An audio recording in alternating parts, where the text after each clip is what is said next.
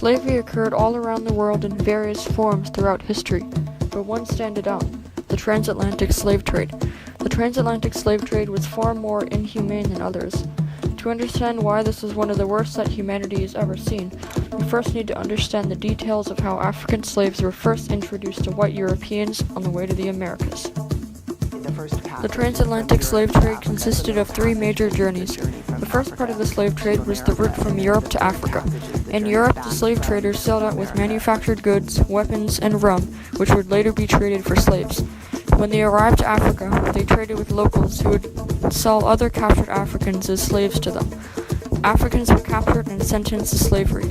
When the slave ships were loaded, the second part of the journey began: the Middle Passage.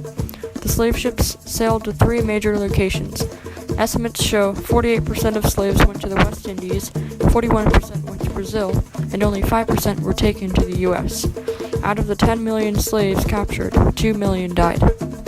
When taken by the Europeans, they were chained together in pairs of 2 to 3 using leg irons and put under the deck. On average, the height of the decks were only 4 feet. An African slave named Alauda Equiano stated, "The closeness of the place and the heat of the climate added to the number of the ship, which was so crowded that each had scarcely room to turn himself, almost suffocated us. Air soon became unfit for respiration from a variety of odors and brought on a sickness among the slaves, of which many died."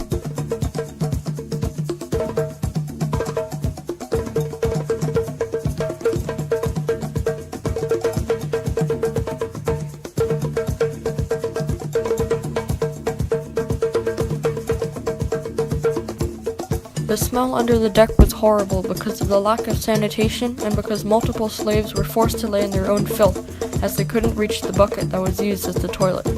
Some slaves lived in these conditions for a week before sailing off. After they left Africa, conditions became much worse. Many Africans have never traveled on a boat before. This led to intense seasickness. There was no one to clean up, so the Africans lived in hygienically unacceptable conditions. These conditions caused diseases to spread faster. There are also multiple accounts suggesting that the slaves needed to throw the dead overboard from the ships. Some slaves mention that sharks followed the ships during the journeys, and after the dead bodies were thrown in the ocean, the sharks would tear them to pieces.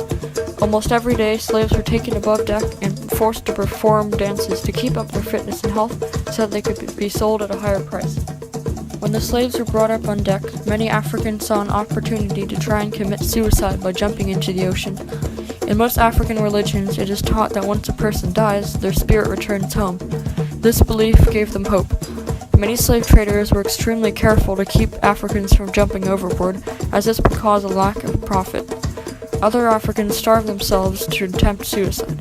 The crew didn't want this to happen because then they would grow weaker and be sold on a lower price. To prevent this, they used metal pieces to force open their mouths to force feed them. To counteract against the large number of deaths, 2 new types of ships were designed: the tight packers and the loose packers. Both ships had their advantages and disadvantages. Slave traders decided which to use by choosing the one they thought would be more profitable. The tight packers crammed slaves together in smaller areas.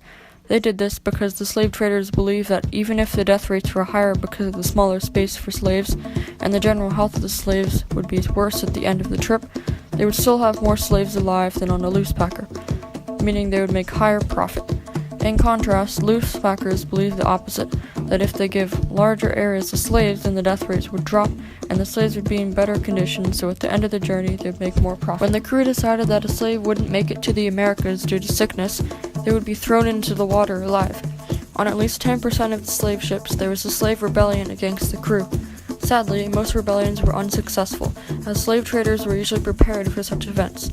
In cases when an uprising was successful, there was no slave trader alive who could sail the boat back to Africa. The most famous and horrific slave treatment and uprising happened on the Amistad slave ship. The slave journey started in Sierra Leone, where they were kidnapped and marched to the shores of Africa. In March 1839, Pedro Blanco illegally purchased the slaves in Africa and smuggled them into Cuba. International slave trading was banned already, but some continued in motivation of large profit. In Havana, Cuba, the slaves would be sold to multiple people, including the captain of the Amistad, Jose Ruiz, who planned to work them on a sugar plantation. He and other slave masters loaded up the slaves to the Amistad and left Havana on June 8, 28. On board, the slave suffering got even worse. The crew often poured salt and gunpowder into fresh wounds as torture. The captives especially disliked the chef as he reinforced the fears in the Africans that they're going to be victims of cannibalism. On July the 2nd, the Africans broke out of the chain, and by the leading of Shenku, they rushed to kill the chef. After the chef was finished off, the other crew members were alerted, and the uprising continued. During the uprising, one of the crew members died, 2 of them escaped in a canoe, and the rest was forced to surrender. Then now became a prisoner in his own ship, and became important to the now free Africans as he and Pedro Montes could sail them back home. Montes and Ruiz sailed the boat towards Africa in the daytime, but at night they headed north in hope of rescue.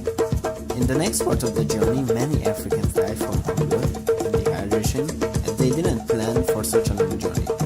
Rumors started spreading around the Americas about an old black cruise ship. Finally, after 60 days, they were taken in by the US Navy and imprisoned in the Americas.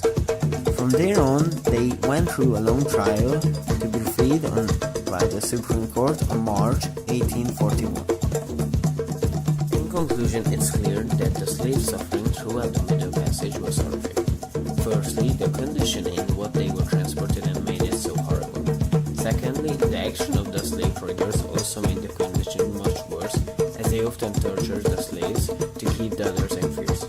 Finally, they looked at the slaves as simple cargo, and because of this view, they didn't show any basic human emotions towards them. This treatment and suffering made the transatlantic